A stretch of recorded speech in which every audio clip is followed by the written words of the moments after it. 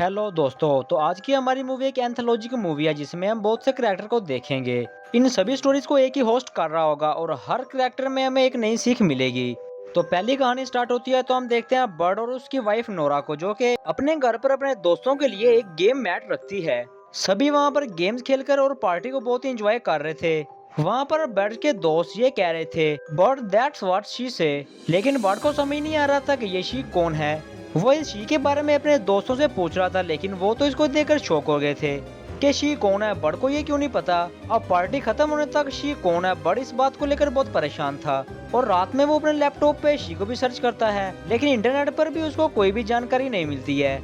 अब सुबह वॉक करते वक्त बर्ड शी कौन है ये सोचते हुए रास्ते में गुजरती हर लड़की को गौर से देखने लग जाता है और शी कौन है इसके बारे में सोच सोचकर उसने अपनी हालत बहुत ही ज्यादा खराब कर ली थी। जब नोरा घर में आके देखती है तो घर का सारा सामान बिखरा हुआ था और जब नोरा कहती है डैड व्हाट शी सेड, तो इस बात को सुनकर ये बहुत ही गुस्सा हो जाता है और उस पर ऊपर चिल्लाने लग जाता है। यहाँ तक वो गुस्सा करता है कि वो नोरा के हाथ सिंक के अंदर डालने वाला था, मगर उसी टाइम इसके फ्रेंड इसके दरवाजे पर आ जाते हैं पार्टी करने के लिए, जिनको देखकर ये रुक जाता है। पार्टी में सब लोग एंजॉय कर रहे थे, लेकिन बर्ड इनको देखकर बहुत ही परेशान हो रहा था।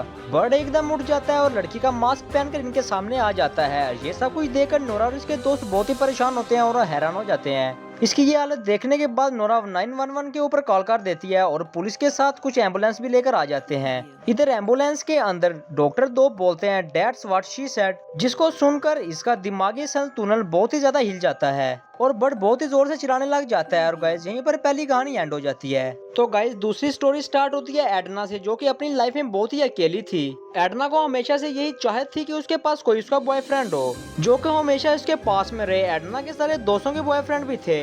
इसके दोस्त लूसी और एडनी जब भी इसे मिला करते थे तो वो इसे अपने बॉयफ्रेंड की बातें शेयर किया करती थी, जिसकी वजह से एडना को बहुत ही ज्यादा अकेला फील होने लग जाता है। एक दिन में एडना जिंदगी से थक हार कर ब्रिज के पुल के पास चली जाती है कूदने के लिए। तभी एडना को नीचे किनारे पर एक बैग मिलता है, जिसको देखकर वो बाहर निकालती है। बैग खोलने पर उसको दिखता है कि इसमें तो एक मर्द की डेड बॉडी पड़ी है। हैरत की बात है कि इसको देखकर वो मुस्कुरा देती है और डेड बॉडी को लेकर अपने घर में ले आती है। एडना उसको अपने बॉयफ्रेंड का नाम भी देती है और उसकी तरह अपने बॉयफ्रेंड की तरह ट्रीट भी करती है। अरे गाइस यहाँ तक कि वो इसके साथ खाना खाना, इसके साथ बैठना, रोमांस करना, सोना और बातें भी किया करती थी। एडना ने इस लाश को अपना एक आइडियल मान लिया था और उसको ऐसा ही बॉयफ्रेंड चाहिए था, जो बॉयफ्रेंड ज्यादा बातें ना करें और उसी की ही सुने, और उसको ऐसा ही बॉयफ्रेंड मिल चुका था। एडना के लिए वो लाश शायद जिंदा ना भी हो, लेकिन खुद को खुश रखने के लिए वो उसके साथ बातें करती है और उसको जिंदा रख रही थी। अब नेक्स्ट डे में एडना अपने उस दोस्त को लाश को लेकर अपनी दोस्तों को मिलवाने के लिए रेस्टोरेंट में ले जाती है। वहाँ पर लूसी और एलिस को वो दिखाती है कि ये लाश उसका बॉयफ्रेंड है, और इस लाश को देखकर लूसी और एला बहुत ही अनकंफर्टेबल फील कर रही थी।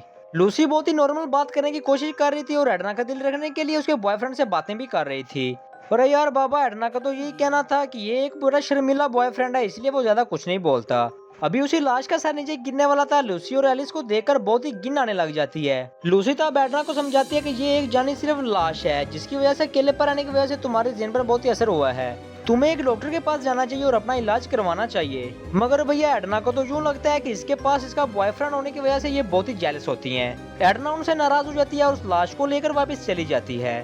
अब इस तरफ हम देखते हैं कि रात में एडना अपनी लाइफ से बातें कर रही थी कि सुबह हमें बीच पर जाना चाहिए, लेकिन उसी टाइम इसको आइडिया आता है। वो उस लाश को लेकर एक हॉस्पिटल में चली जाती है। वहाँ पर वो एक सोल्यूशन बनाती है और लाश के अंदर इंजर्ड कर देती है। अरे बाबा, उस सोल्यूशन की वजह से वो लाश थोड़ी देर बाद जिंदा हो जाती है। वाह, ये देखकर एडना बहुत ही ज्यादा खुश होती है। अब उसके पास एक जिंदा बॉयफ्रेंड भी था।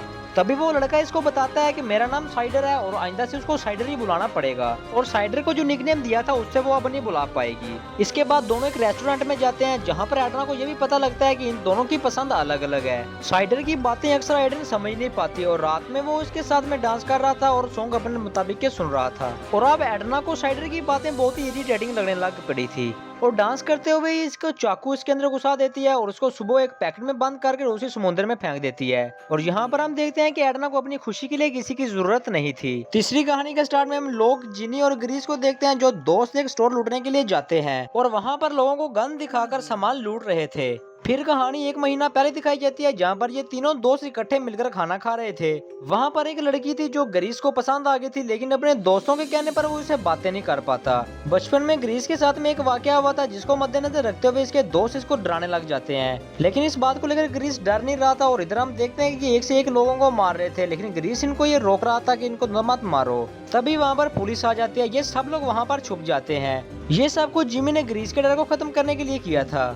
इतने में पुलिस ने इन पे गोलियां चलाना शुरू कर दी थी। लूक और जिमी भी इसी ऊपर गोलियां चलाना शुरू कर देते हैं, जिसके कारण लूक जख्मी हो जाता है। और गाइस, ये तीसरी कहानी यहाँ पर खत्म हो जाती है।